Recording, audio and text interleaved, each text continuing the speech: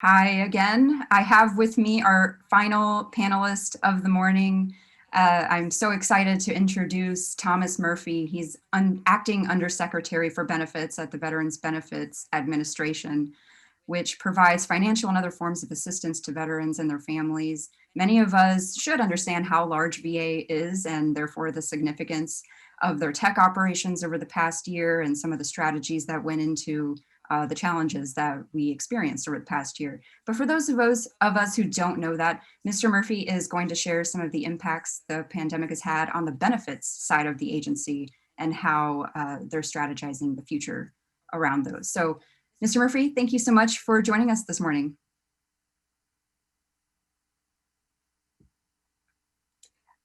It looks like you're on mute, sir. Oh, that was a great introduction too. I blew it. So thank you, Ms. Kluber, and thanks for having me join you today. And very nice to meet all of you virtually. Let's jump right into it. Great. Thanks so much. So first, although many of us should understand the benefit side of VA, there perhaps are some who don't. So please start us off by telling us a little bit about the Veterans Benefits Administration scope and how you deliver services to veterans. At VBA, our top priority continues to be ensuring veterans receive the benefits they've earned, and technology is a critical part of that process for us. And I'm just going to go off script here for a second and just say 10 years ago, when I first came to Washington, we were doing 4,500, 4,800 claims per day processed. Today, on a good day, we're running 8,500. To say that's all technology, no, that's not true. There's a whole lot of other things impacting it, but technology is a key part of that process for us. And we wouldn't be anywhere near where we are today without. Now, from the compensation and pension service to the education and training, insurance, home loan, and transition assistance, our goal is to ensure veterans from all eras access benefits how, when, and where they desire. This makes a difference. How do we satisfy the needs of an 85-year-old World War I veteran and a 21-year-old current era veteran? They both have the same needs to us, and we have to address their needs in the way they're looking for.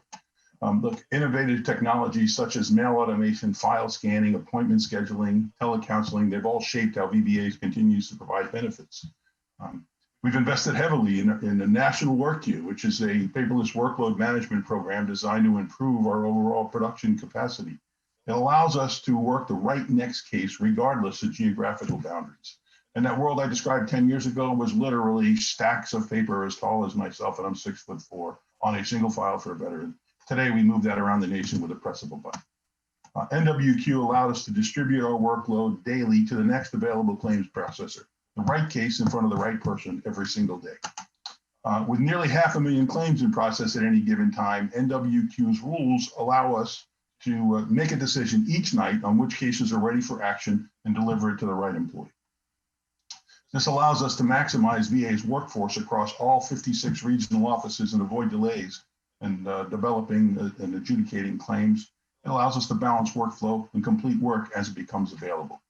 It also allows us to prioritize claims based on certain criteria and route them to satisfy organizational priorities. It allows us to specialize certain types of cases to employees that have that unique training.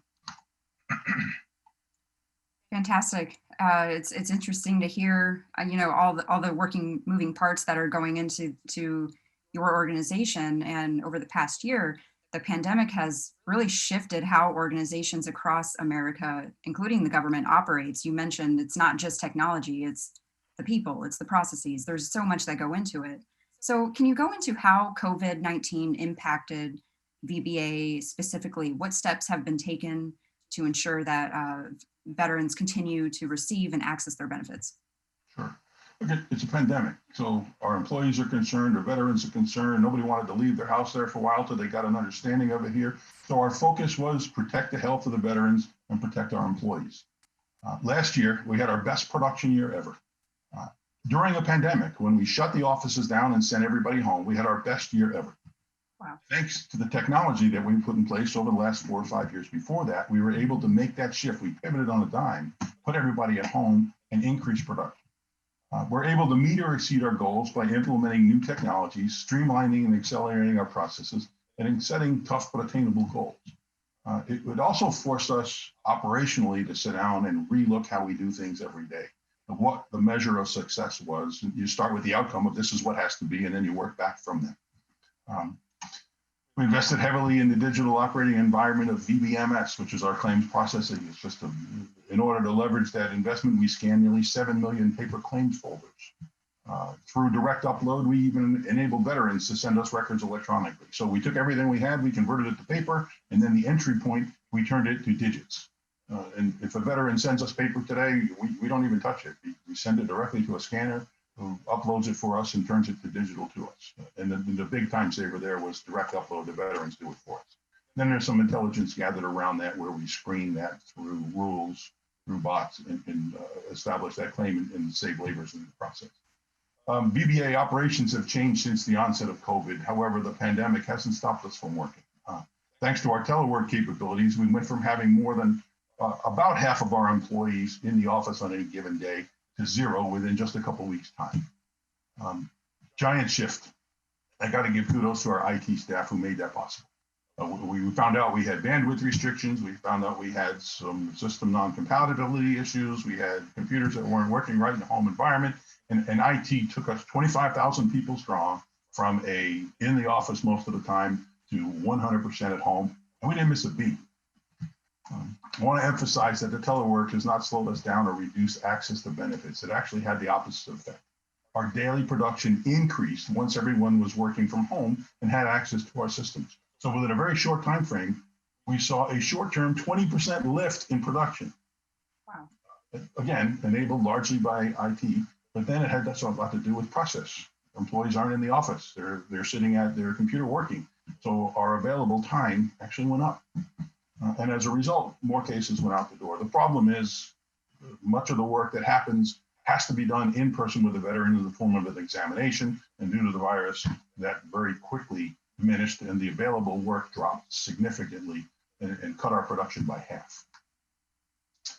When in-person assistance was no longer an option, which we saw a lot of people every single day, we had to switch to a virtual environment. We put an appointment system in place so a veteran can make an appointment to talk to a counselor virtually. And I'm talking about public contact to walk in and ask about a claim or talk to your VR&E counselor, which was all done, or almost all done, face-to-face with a veteran across a desk, and a counselor was pivoted into a virtual environment.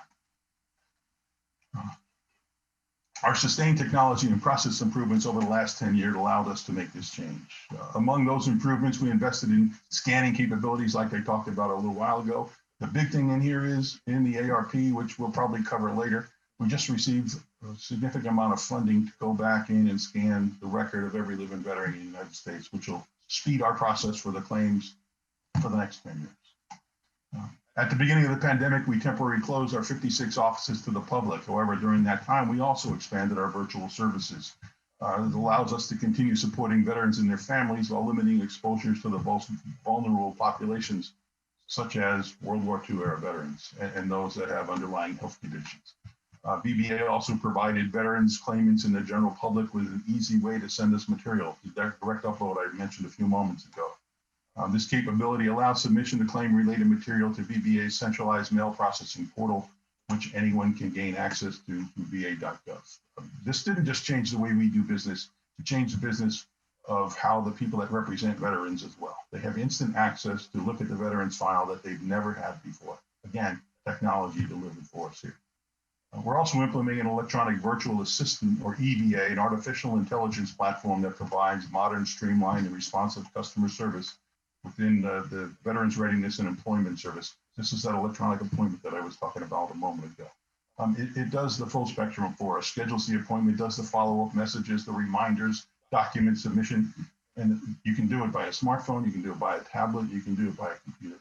And with this one, I feel like we stepped out of the 20th century into the 21st century. It's a great modernization and update for us. Quite frankly, it's technology used in the private sector 5 years ago, but it's great to see it being delivered in the VA today. Our public contact offices are offering their services virtually as well. You can get the assistance you need over the phone or video, just like we're doing here. Working closely with our exam vendors and Veteran Health Administration medical centers to increase our examination capacity. We're doing that through what we call ACE exams, where instead of having a veteran come in, we review the files. This is all done virtually. And we pass it to whichever doctor can do it across the nation. They open the file, they review the file, they gather the evidence the way we need, and we give it back to the rater. We didn't have as big an emphasis on this, and the pandemic has forced it. The other thing that we've greatly expanded on is the use of telemedicine. Do I really need you to come in to answer questions that I can see, just like we're having a conversation here today, and make the decisions that I need? So it's a big pivot into that virtual environment for us. We've been collaborating with veteran advocates from hundreds of veteran-centric organizations to modernize how we receive claims and supporting documentation. That includes the decommissioning of fax machines. Since June of 2020, we've been transitioning away from faxes and moving towards a more reliable, more secure electronic submission form. As of March 1st, VBA decommissioned fax intake for both the insurance and the VR&E services. Loan Guarantees fax line is currently scheduled to be decommissioned on April 5th. At this time, there's no additional efforts to decommission any other fax lines, but that's the goal, and we'll get there before too much longer. Virtual exams, resumptions of in-person exam in certain locations, and other improvements such as increased access to federal records will allow us to reduce processing times, and the number of rescheduled appointments will be reduced. That's fantastic. And actually very interesting to hear is how the people really felt a sense of community and coming together and making some of these things happen, and not just in tackling the pandemic, but all the necessary changes that were required to carry out some of the missions like VBA has in delivering benefits. So it's very fascinating. But recently, the American Rescue Plan, that's highly publicized. As we know, it was signed into law recently.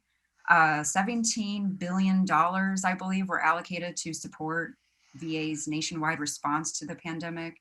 So walk us through from VBA's perspective how that funding is going to impact the benefit side for veterans. In the benefit side, we're a small operation compared to the hospital. So relatively speaking, a little bit of money goes a really long way for us. Like many of the veterans, like many of other Americans, veterans have been severely impacted by this, and the ARP is going to allow us to make some changes. Some of the biggest changes you'll see coming out of the ARP in our efforts to compensation claims process will impact that. The American Rescue Plan allocates $262 million to reduce the backlog of CMP claims, an additional $10 million to the Board of Veterans Appeals to support their hearing requests. Right now, that inventory is about 87,000 pending hearing requests, and then to adjust their appeals intake, their mailbox. They have not come as far along as we have in terms of digitizing the intake process. The ARP is going to give them the dollars to do that. There's about 35,000 sitting in that bucket that needs to be worked today. These funds and efforts allow us to continue to improve our exam process and help veterans resolve their appeals. $386 million will go to create a COVID-19 Rapid Veterans Assistance Retraining Program, providing 12 months of training and employment assistance for unemployed veterans to help them enter high demand occupations. So we're using the Department of Labor's high demand occupation list, and then veterans who have lost their job as a result of and been impacted by COVID will allow to come in a 12-month fully paid program by the VA to put them back into the workforce into high demand positions. Our challenge here is rapid rollout, and how are we going to leverage technology to meet the requirements of the statute? There's very short timelines. In fact, the day the statute was enacted, the VRAP program, as we call it, went live. And technology is going to be the way we're going to get this done. Amazing.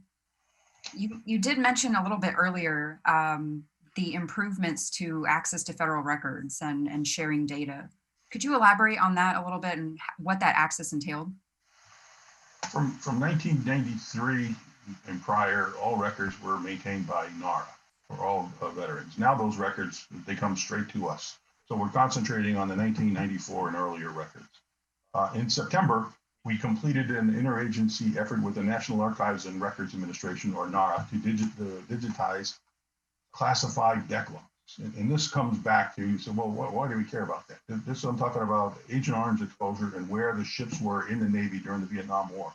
So we're getting access to those ship logs and digitizing them. And what 3 years ago took 6 months to a year just to figure out if a veteran was on a particular ship, we now have digitized it and put it on maps, and with the press of a button, I have instant access and I can say yes or no. I knocked a year off the processing time. Navy and Coast Guard deck logs contain very helpful information used to validate claims for Blue Water Navy veterans. The rules changed not too long ago, statute changed. And if you were inside the 12-mile limit territorial waters of Vietnam, you're presumed to be exposed. And through this program, we've been able to digitize much of that process. The work is going on today. It's not complete by any means. We use these logs to establish presumptives of herbicide exposure. VA contractors digitize deck logs from 1956 to 1978 that are in NARA's holding and make them easily accessible online. This effort allows us to process claims faster and remove burdens of paperwork for veterans. In addition, the closures at the NARA facilities due to COVID-19 have impacted our ability to process claims that require records from NARA. NARA doesn't just carry one aspect, they carry all things DoD wide, and we need access to those records. We need them from Maryland, we need them from the Navy Yard, we need them from the salt mines out here in Illinois, and we need them from the mass storage facility that they have here on the north side of St. Louis.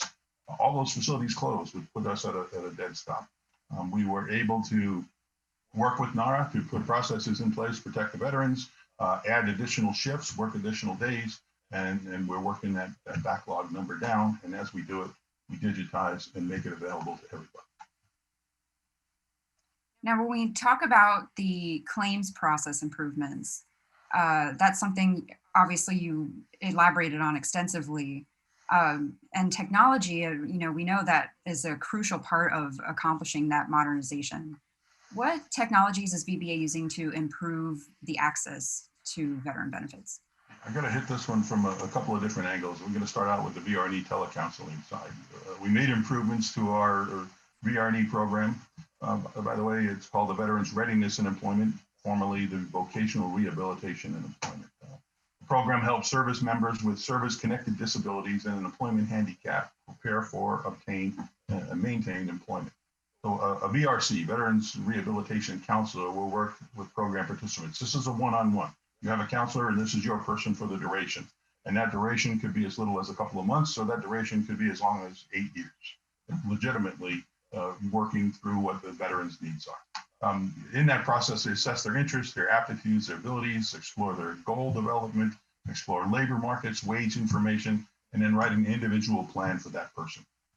At the start of the pandemic, our VRE services were almost all done in person, face-to-face across the desk. Today, it's completely opposite. It's 100% in a virtual environment today. Telecounseling has helped VRE provide a quality of service that would have not been possible during prior to the pandemic is the best way to say that. During and after the pandemic hit, the expanded access to teleworking will be another avenue to deliver VRE benefits more efficiently. Look, we've changed that world permanently. We're not going back to the old process. There will be some in person, but it'll largely be done. The next one is the digital GI Bill. A new contract was just put out, in fact, just this week. We're updating and modernizing the GI Bill process, the delivery of education benefits. In partnership with OIT, we're modernizing claims processing and customer service for GI Bill beneficiaries and external partners by providing direct online one-stop access to GI Bill benefits and information. The new system will give us many things. One of them is online claims with live processing of eligibility and enrollment. One-stop access to records and benefits information. Direct interface with the Department of Education for financial aid information and applications. Services that enable the timely and accurate delivery of payments and first contact resolution. It gives us a single solution that ensures proper compliance with oversight of GI Bill programs. The use of data and business intelligence tools to monitor and measure school and student outcomes and opportunities for GI Bill students to engage with VA and their earned benefits through electronic means such as email, phone, and chat. And that's almost understated here.